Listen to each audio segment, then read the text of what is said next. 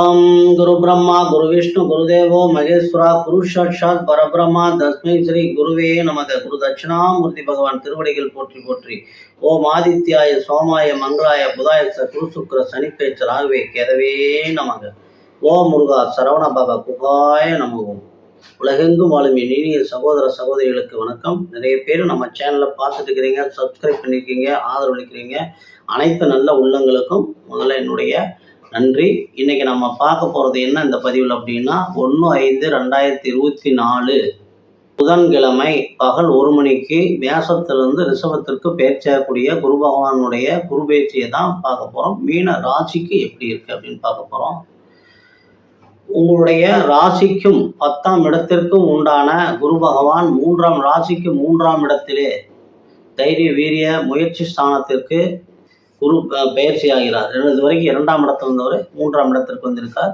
3ஆம் இடத்திலிருந்து உங்களுடைய ராசியினுடைய கலத்திரஸ்தானம், மனைவி ஸ்தானம், கூட்டு தொழில், வியாபாரம் என்று சொல்லக்கூடிய 7ஆம் இடத்தையும் 9ஆம் இடம் என்று சொல்லக்கூடிய பாக்கியஸ்தானம், தந்தையினுடைய நிலை, தந்தையினுடைய செல்வாக்கு, அதாவது உங்களுக்கு கிடைக்கக்கூடிய தந்தையால் உங்களுக்கு கிடைக்கக்கூடிய லாபம், இது எல்லாத்தையும் சொல்லக்கூடிய ஆன்மீக பயணங்கள் என்று சொல்லக்கூடிய 9ஆம் இடத்தையும் லாபஸ்தானத்தையும் குரு பகவான் லாபஸ்தானத்தை பார்வையிடுவது அப்படிங்கிறது ஒரு அற்புதமான ஒரு நிலை।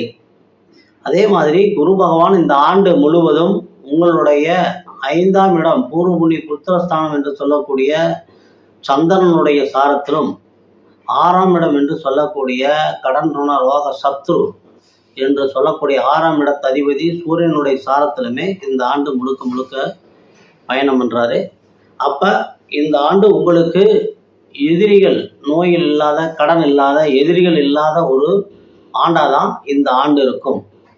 குழந்தைகளுடைய சாரத்தில் 5ஆம் இடத்து அதிபதி பூர்வ புண்ணிய ஸ்தானத்தினுடைய சாரத்தில் இருக்கிறதுனால இந்த ஆண்டு முழுவதுமே பூர்வீக சொத்துக்கள்னால குழந்தைகளுடைய வளர்ச்சி, குழந்தைகளுக்கு முயற்சி பண்ணுறவங்களுக்கு, திருமணத்துக்கு முயற்சி பண்ணுறவங்களுக்கு, தூர பயணம் போகணும், வெளிநாடு போகணும், உயர்கல்வி படிக்கணும் அப்படின்னு நினைக்கிறவங்களுக்கு இது எல்லாமே ஒரு அற்புதமான ஒரு ஆண்டாக தான் இந்த ஆண்டு குரு பெயர்ச்சி உங்களுக்கு இருக்கிறது। அதே மாதிரி விரயஸ்தானாதிபதி என்று சொல்லக்கூடிய சனி பகவானுடைய பார்வை உங்களுக்கு 6ஆம் இடத்திற்கு, ராசிக்கு 6ஆம் இடத்திற்கு விழுதுனால அதுவும் எதிரிகள் இல்லாத ஒரு நிலையத்தான் கொடுக்கும்। கடன் இல்லாத, எதிரிகள் கடன் இல்லாத நிலையத்தான் சனி பகவானுடைய பார்வையும் உங்களுக்கு கிடைக்கும்।